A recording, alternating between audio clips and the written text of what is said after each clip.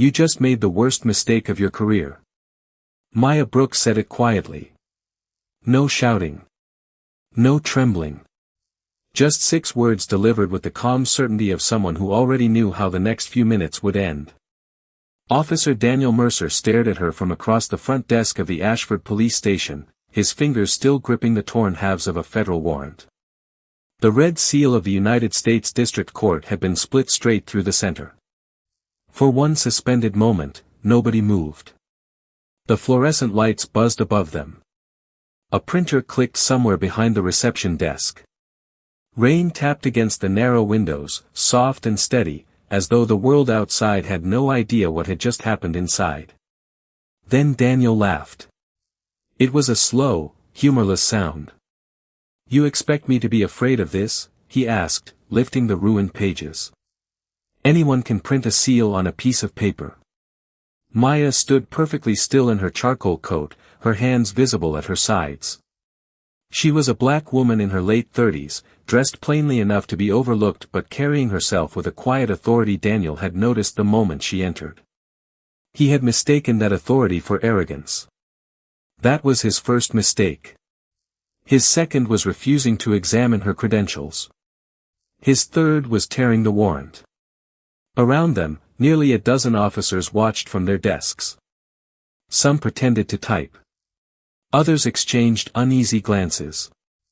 One young desk sergeant stared at the pieces of paper on the floor, his face slowly losing color. He recognized the seal. Daniel did not care. This station doesn't shut down because some woman walks in here waving paperwork, he said. His eyes traveled over Maya with open contempt. You people always think confidence makes you important. The room changed. Not loudly. Not visibly. But everyone felt it. Maya's expression remained composed, though something sharpened behind her eyes. Imagine standing there while a man with a badge decides your skin tells him more than your identification ever could. Imagine knowing that every second of his arrogance is being recorded, documented, and added to a case he does not even know exists. Maya did not argue. She looked at the digital clock above the evidence room door. 10:17 a.m. Then she looked back at Daniel. You were instructed to preserve every file, every device, and every item in evidence locker C, she said. By destroying that warrant, you have obstructed a federal operation. Daniel stepped around the desk. His boot struck the tile with deliberate force. Turn around. A few officers looked up. Maya did not move. Daniel reached for the handcuffs on his belt. I said turn around. You should call your captain. I don't take instructions from suspects. I haven't been accused of a crime. Daniel's mouth curled into a smirk. I'll find one. The handcuffs came free with a metallic click. Cold. Sharp. Final. He seized Maya's wrist and pulled her arms behind her back. She offered no resistance. That seemed to anger him more. He tightened the cuffs until the metal pressed into her skin, then leaned close enough for only the nearest officers to hear. People like you come in here thinking the rules don't apply. Maya inhaled slowly. Her voice, when it came, was almost a whisper. The rules are the only reason you're still standing. Daniel shoved her toward the interview corridor. Behind them, the young desk sergeant bent down and picked up one torn section of the warrant. Near the bottom, beneath the judge's signature, he saw 3 words that made his stomach twist. Immediate federal lockdown. Outside, beyond the rain-streaked windows, black vehicles turned onto the street one after another. No sirens. No flashing lights. Just precision. The first SUV stopped across the station's main entrance. A second blocked the rear parking lot. A third pulled beside the evidence garage. Men and women in dark tactical jackets stepped out, gold lettering visible across their backs. U.S. Marshals.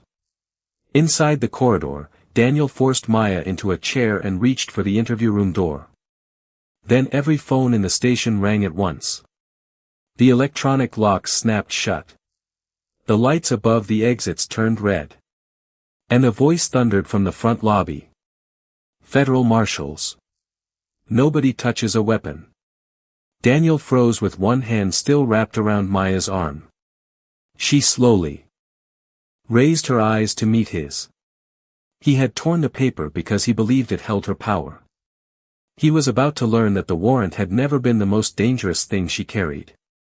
The truth was, 23 minutes earlier, Maya Brooks had entered the Ashford police station carrying nothing but a leather briefcase and a sealed red envelope.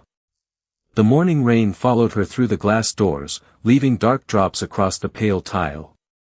Inside, the station smelled of burnt coffee, damp uniforms, and old paper. Phones rang without urgency. Officers leaned over desks beneath fluorescent lights that made every face look tired. Maya paused near the entrance. She observed everything. The surveillance camera above the reception desk. The hallway leading toward evidence storage. The officer quietly removing a cardboard box from a restricted room. The captain's office door closing the moment she stepped inside. None of it surprised her. For 6 months, Ashford Station had been the center of a federal investigation involving missing evidence, falsified arrest reports, and black residents charged with crimes that security footage proved they had never committed. Maya had read every complaint. She knew every name. And Daniel Mercer appeared in more files than anyone else. He noticed her before she reached the desk. Daniel was tall, broad-shouldered, and comfortable in the uniform he had worn for 14 years. His badge gleamed beneath the harsh lights, polished brighter than the reputation hidden behind it. His eyes moved from Maya's natural curls to her plain coat and then to the sealed envelope beneath her arm. "What do you need?" he asked. Not how could he help. Not good morning. Just suspicion. "I need Captain Reeves," Maya replied. Daniel leaned back in his chair. "Do you have an appointment?" "I have a federal order requiring his immediate attention." That should have changed his expression. It did not. Instead, he smiled as though she had told him a joke. "Federal?" Maya placed her credentials on the counter, but Daniel barely looked at them. His gaze remained fixed on her face. "Where did you get those?" "They were issued by the Department of Justice." A nearby officer stopped typing. Daniel picked up the identification card between 2 fingers, turned it over, and dropped it onto the counter. "Looks convincing. It is authentic. People walk in here with fake badges all the time." Maya held his stare. "Then verify it." For a second, neither spoke. The rain whispered against the windows. Somewhere behind the locked evidence room door, something heavy struck the floor. Daniel heard it. So did Maya. His jaw tightened. Then he reached for the sealed envelope. She placed one hand over it. "This document is addressed to your commanding officer." Daniel's smile disappeared. "In this building," he said, "I decide what reaches the captain." Maya slowly removed her hand. That was the moment the operation changed. She had entered expecting resistance. She had not expected Daniel Mercer to expose himself so quickly. Daniel Mercer broke the seal without permission. The envelope opened with a dry rip that sounded far louder than it should have. Maya watched his hands unfold the warrant across the counter. She could have stopped him. She could have raised her voice, displayed a second credential, or called the federal team waiting 3 blocks away. She did none of those things. Because sometimes the fastest way to reveal a man's character is to give him exactly enough authority to expose it himself. Daniel scanned the first page. His expression changed for half a second when he saw the federal judge's signature and the list of restricted evidence lockers. Then the arrogance returned. "This says we're under investigation," he muttered. "It says the station must preserve all evidence until federal officers arrive," Maya replied. Daniel glanced toward the closed door of Captain Reeves's office. The movement was small. Maya noticed it. "So that's why you came in here?" he asked. To scare people with paperwork? I came to serve a lawful warrant. He laughed and held the document higher so the officers nearby could see it. Listen to her. She walks in dressed like she's headed to a job interview and thinks she can shut down a police station.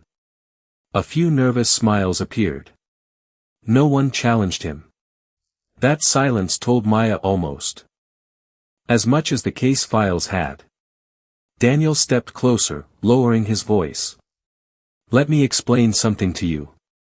We deal with people every day who lie about who they are. Fake lawyers. Fake agents. People looking for settlements because they think being black gives them permission to accuse every officer of racism. The room grew colder. Maya's face remained still, but her pulse tightened beneath her skin.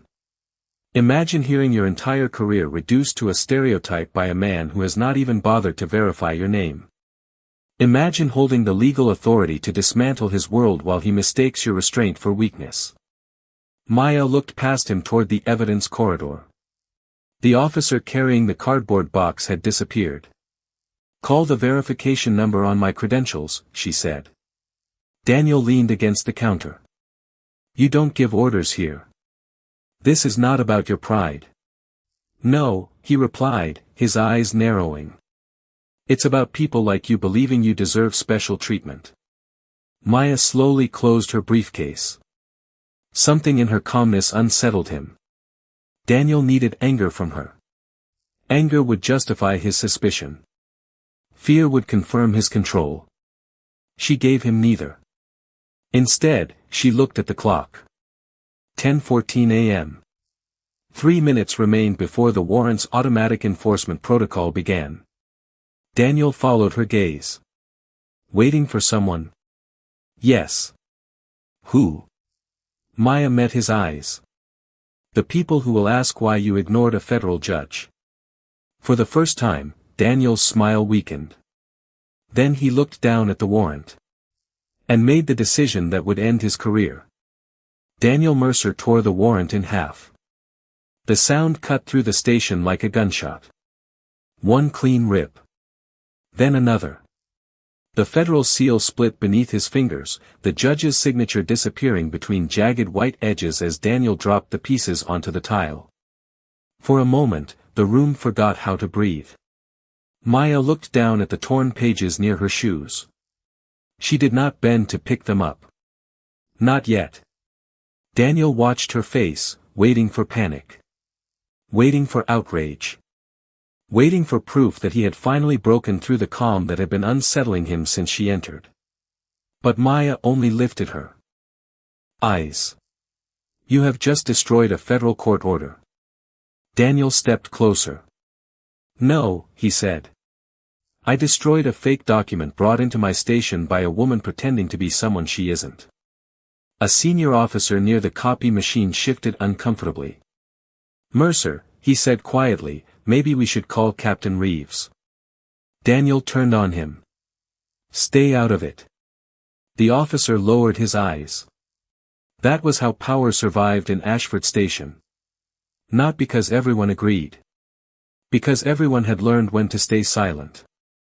Daniel faced Maya again and pointed toward the lobby doors. You're leaving. The warrant has already been entered into the federal system. I said leave. You no longer have the option to cooperate voluntarily. His jaw tightened. The room seemed smaller now, the fluorescent lights harsher, the air heavy with the smell of wet uniforms and fear. Daniel reached for Maya's arm. She stepped back once. Not in fear. In warning. Do not touch me. Those 4 words drew every eye in the station. Daniel's expression hardened. People like you always want an audience. He grabbed her wrist. Maya's briefcase slipped from her hand and struck the floor. The metal clasp snapped open, revealing organized case files, evidence photographs, and a second identification wallet stamped with the Department of Justice seal. The young desk sergeant saw it. His face went pale. Officer Mercer, he whispered, that badge is real. Daniel did not look. He twisted Maya's arm behind her back and pulled the handcuffs free. Click. The first cuff closed around her wrist. Click. The second locked tighter than necessary. Maya winced, but she did not cry out.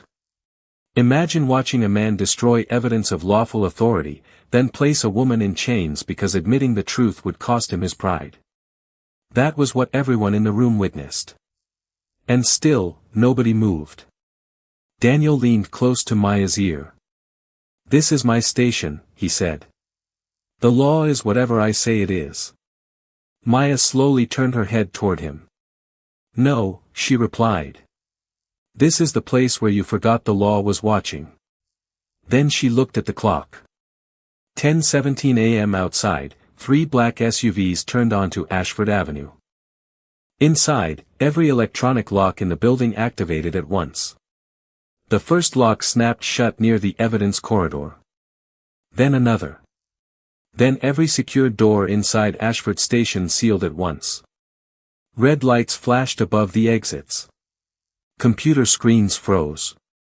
Desk phones began ringing in a violent chorus, their sound filling the station with sudden panic. Daniel Mercer released Maya's arm and looked toward the lobby. "What did you do?" Maya remained seated, her wrists still trapped behind her back. "I gave you an opportunity to cooperate."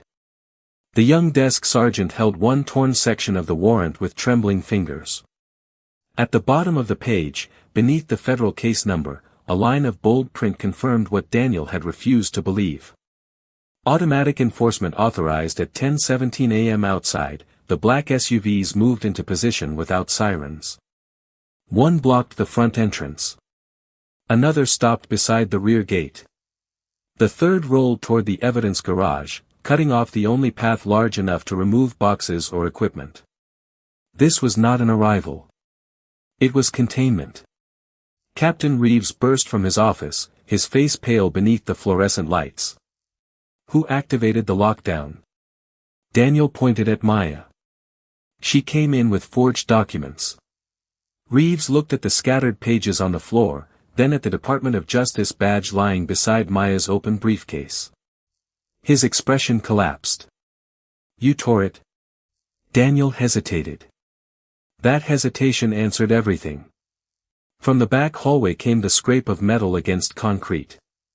2 officers were pushing a cart stacked with evidence boxes toward a service door that would no longer open. Maya turned her head toward the sound. "Locker C," she said quietly. Captain Reeves stared at her. She knew. Not suspected. Knew.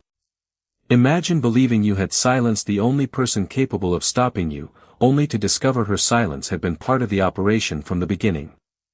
Daniel reached for the radio on his shoulder. Static answered him. Federal control had cut the internal channel.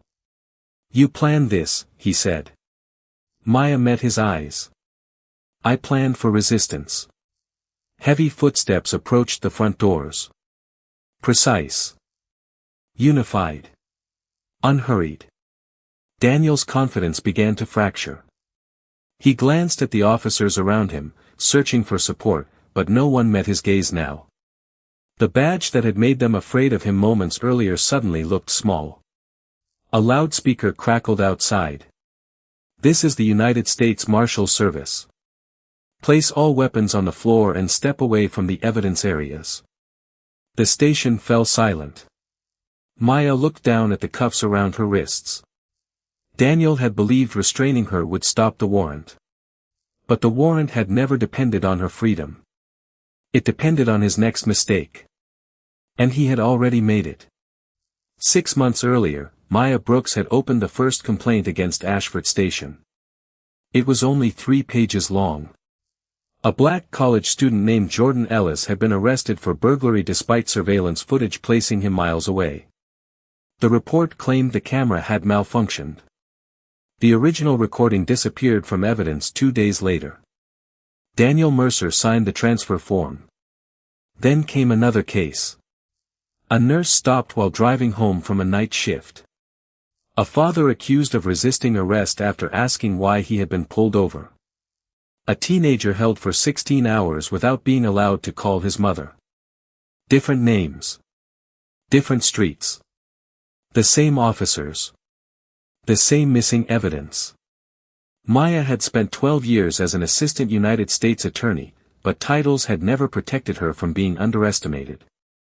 She knew what it felt like to enter a room and watch people decide who she was before she spoke. That knowledge made her patient. Dangerously patient. She reviewed body camera logs, arrest records, property receipts, and sealed disciplinary files. She followed money from private towing companies into accounts connected to Captain Reeves. She discovered that seized cash routinely vanished before cases reached court. And at the center of nearly every trail stood Daniel Mercer. He was not simply an arrogant officer with a history of complaints. He was the gatekeeper.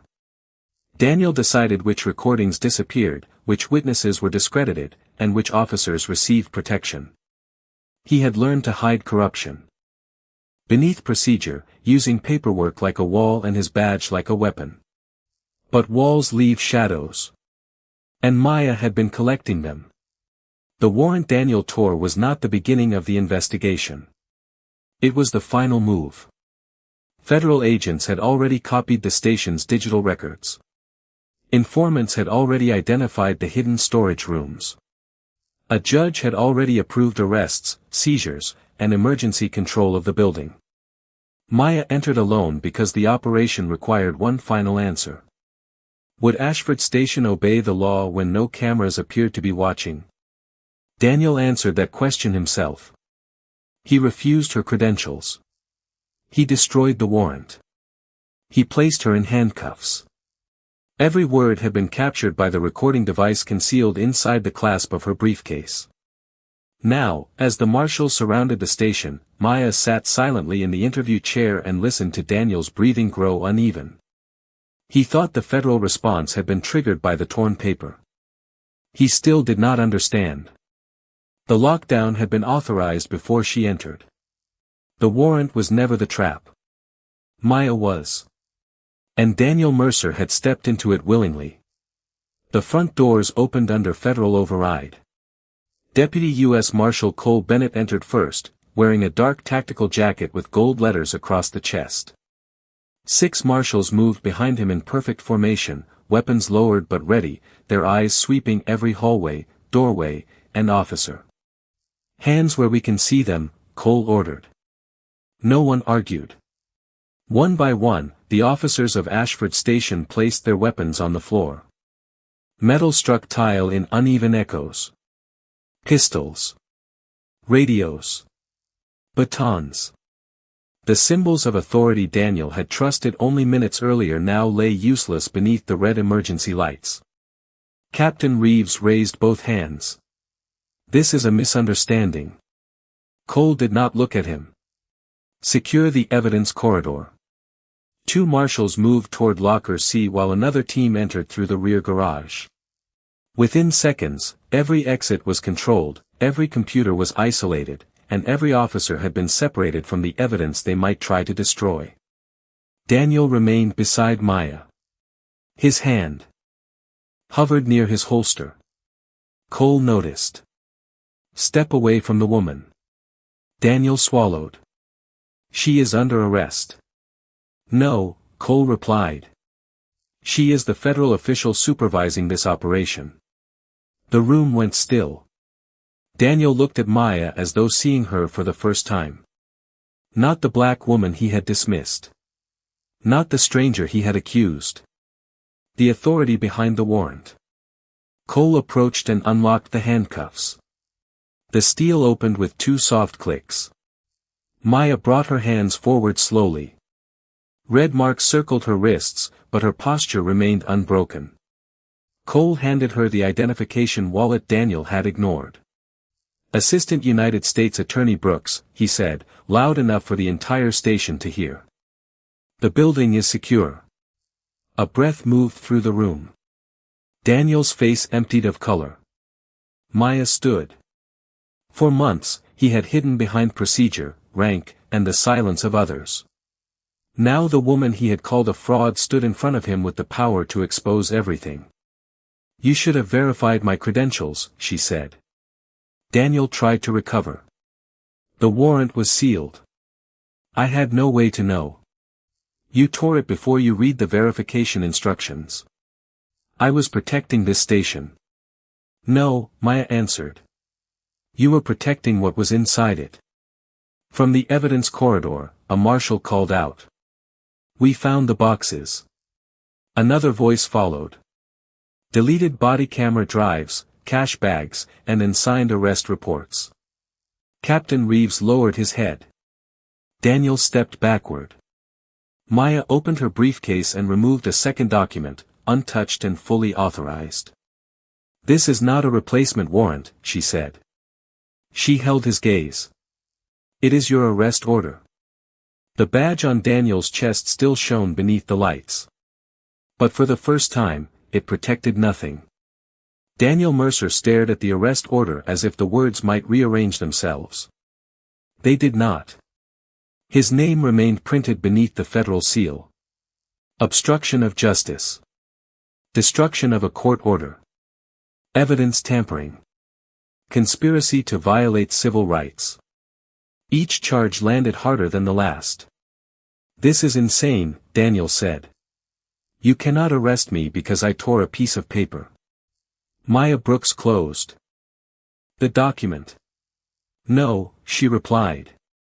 "You are being arrested because that paper led us to everything you tried to bury." Deputy Marshal Cole Bennett stepped forward. "Daniel Mercer, place your hands behind your back." Daniel looked around the station. The officers who had once laughed at his jokes now avoided his eyes. Captain Reeves stood near the wall with his wrists restrained, his face drained of the confidence he had carried for years. No one came to Daniel's defense. He reached toward his badge. Cole caught his wrist before his fingers touched it. "Do not make this worse." Daniel's breathing sharpened. For 14 years, he had given that warning to others. He had spoken it during traffic stops, interrogations, and arrests whenever fear made someone hesitate. Now the words belonged to someone else. Cole removed the badge from Daniel's uniform. The metal pin released with a soft click. That sound broke something inside him. "You set me up," Daniel said, glaring at Maya. She opened her briefcase and removed a small recording device from the clasp. Then she pressed play. Daniel's own voice filled the station. "You people always think confidence makes you important." The room became painfully silent. The recording continued. "I'll find a crime." Then the final sentence echoed beneath the fluorescent lights. "The law is whatever I say it is." Daniel's face tightened. Every officer heard it. Every marshal heard it. And the station's security system had transmitted the same recording directly to the Federal Command Center. Imagine spending years rewriting reports, intimidating witnesses, and erasing evidence, only to discover that your own voice had become the evidence you could not destroy. Daniel lunged toward the device. Cole turned him against the counter and locked the handcuffs around his wrists. Click. The same cold sound Maya had heard minutes earlier. But this time, no one smiled. From the evidence corridor, marshals carried out sealed boxes containing cash, damaged drives, falsified reports, and personal files on black residents who had never been charged with crimes. Daniel watched his hidden system emerge piece by piece. Maya stepped closer. "This was never about one insult," she said. "It was about every person you believed would never be heard." Daniel lowered his head as Cole led him toward the exit. Outside, cameras were already gathering behind the federal barricades. He had entered the morning believing his badge controlled the truth. Now the truth was escorting him out in handcuffs. By sunset, Ashford Police Station no longer belonged to the men who had ruled it through fear. Federal seals covered every entrance. Evidence technicians moved through the halls photographing files, copying hard drives, and cataloging boxes that had remained hidden for years. Outside, families gathered behind the barricades as news spread across the city. Some carried photographs. A son arrested for a robbery he did not commit. A mother whose complaint had vanished. A teenager whose body camera footage had been erased before trial. For years, they had been told there was not enough evidence. Now the evidence filled an entire federal truck. Maya Brooks stood beneath the station's front awning, watching Daniel Mercer and Captain Reeves being led toward separate vehicles. Rain darkened the pavement, and camera flashes reflected across the water like broken pieces of light. Daniel stopped before entering the transport van. He turned toward Maya. For the first time, there was no contempt in his eyes. Only fear. "Is this what you wanted?" he asked. Maya looked past him toward the families waiting behind the barricade. "No," she said. "They wanted to be believed." Daniel lowered his gaze. The marshal guided him into the vehicle, and the door closed with a heavy final sound. In the weeks that followed, the Ashford investigation expanded beyond one station. 12 officers were suspended. 4 were federally charged. Dozens of convictions were reopened after investigators discovered altered reports and missing recordings. Jordan Ellis, the college student whose complaint had begun Maya's investigation, was officially cleared. When he walked out of court, his mother held him so tightly neither of them could speak. Maya watched from the courthouse steps. She did not smile because the truth had arrived too late to return the months. He had lost. Justice could correct a record, but it could not erase every scar. That was why the case mattered. Not because a powerful woman had defeated an arrogant officer. Because ordinary people should never need secret authority, federal connections, or a hidden badge to be treated with dignity. Imagine how many voices disappear when no one important is standing nearby. Imagine how many lives change when one person finally refuses to look away. Before leaving Ashford, Maya returned to the station lobby. One torn piece of the warrant still rested inside an evidence bag. She studied the broken federal seal, then turned toward the empty desk where Daniel had once Saturday. "He thought destroying the warrant would destroy the truth," she said quietly. "But paper can be torn." She walked toward the door as morning light entered the station for the first time. Truth cannot. He had worn a badge to decide who mattered. She carried the truth to remind the whole system that justice was never his to own.